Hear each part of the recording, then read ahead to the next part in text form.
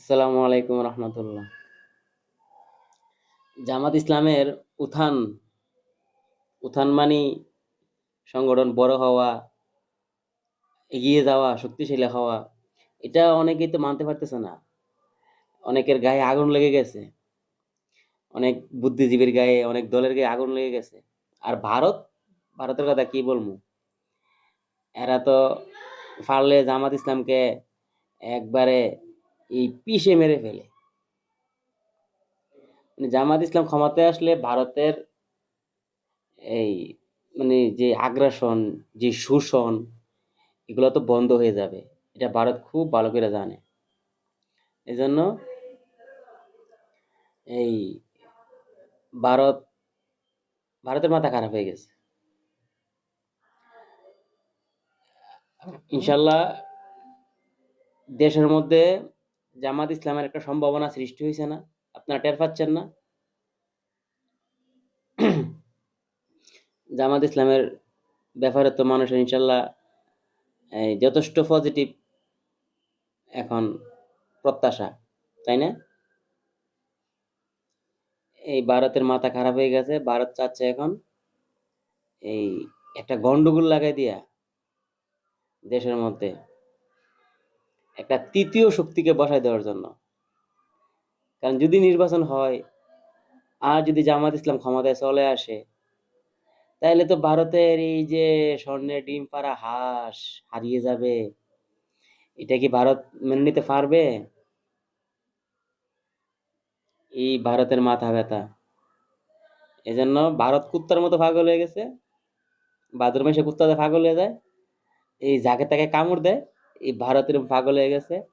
আর ভারতের যে এজেন্ট আছে এখানে, মিডিয়াতে, প্রশাসনে, বিভিন্ন দলের মধ্যে, এদেরকে এখন ভারত অস্ত্র দিয়ে মাঠে নামিয়ে দিবে।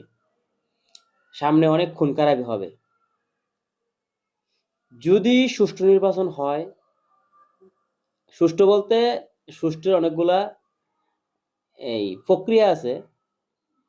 ধরেন একটা নির্বাচন কি, যে এই কোথাও কোনো শব্দ, সাউন্ড, কোনো মারামারি, কিলাকিলি কিচ্ছু হয় নাই। শুধু আস্তে করে ভোটের দিন দুর্নীতি হয়ে গেছে ৮ সালের মতো, ডিজিটাল কারচুপি। তখন এই নির্বাচনের পরিবেশ কিন্তু একদম স্মুথ ছিল। ওইটা কিন্তু বাহ্যিকভাবে সুষ্ঠু, কিন্তু এটা হচ্ছে ইতিহাসের সবচাইতে ডিজিটাল কারচুপির নির্বাচন, যেটা বাইরে থেকে ধরার কোনো সুযোগ ছিল না। আরেকটা হচ্ছে কি, যে এই নির্বাচনের পরিবেশে আপনার ভারতপন্থী এবং বাংলাদেশপন্থীর মধ্যে মারামারি হবে, খুন খারাপি হবে, গন্ডগোল হবে।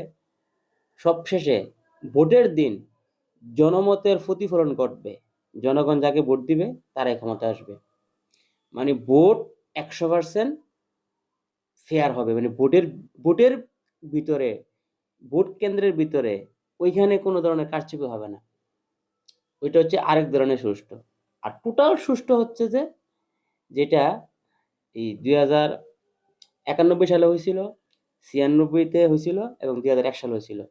ওটা কিন্তু সবকিছু মিলে ফেয়ার, পরিবেশ ভালো ছিল এবং ভোট কেন্দ্রের ভিতরেও দুর্নীতিমুক্ত ছিল। সেটা তো ভিন্ন। ওইটা হবে না। কারণ ওইটা হবে না, কারণ ভারতের মাথা খারাপ। ভারতের যে টিম, মূল টিম, আওয়ামী লীগ, এটা হারিয়ে গেছে। এটা এখন নিষিদ্ধ। আর এটাকে নিয়ে এখন এই মরা পোলা নিয়ে ভারত কান দিয়েও তো কিছু করতে পারতেছে না। তো এখন ভারতের যে বি টিম, সেই বি টিমকে ভারত জিতানোর জন্য এখন চেষ্টা করতেছে। তো ইনশাল্লাহ, যদি আল্লাহ ভালো জানে, যদি নির্বাচন দিন পর্যন্ত এই সবকিছু যদি, মানে সরকার যদি পিছিয়ে না আসে, নির্বাচন কমিশন যদি পিছিয়ে না আসে, যদি হাজারো লাশ পড়ে, জামাত ইসলাম কে নির্বাচনের এই ভোট গ্রহণের থেকে ভোট গণনা এবং রেজাল্ট ডিক্লেয়ার ওই পর্যন্ত জামাত ইসলাম হারুক বা জিতুক, সরকার যদি পিছিয়ে না আসে, জামাত ইসলাম পিছিয়ে আসবে না। এতে করে হাজার প্রাণ চলে যাক ইনশাল্লাহ। এগুলো নিয়ে জামাত ইসলাম, ইসলাম আন্দোলন ইসলাম আন্দোলনের কর্মীরা এগুলা কেয়ার করে না। এই এগুলা আমরা মৃত্যু হাতে নিয়েই হাসিনার বিরুদ্ধে মাঠে নামছিলাম। মারা যাইতে পারি, গুলি করে মেরে ফেলতে পারে, এই সম্ভাবনা 100% ছিল। এটা মাথায় নিয়েই আমরা মাঠে নামছিলাম। সুতরাং আমাদের চূড়ান্ত সফলতা ভারতের আগ্রাসনকে রুখে দেওয়ার এই নির্বাচনের মাধ্যমে আমাদের চূড়ান্ত সফলতা অর্জন করতে হবে।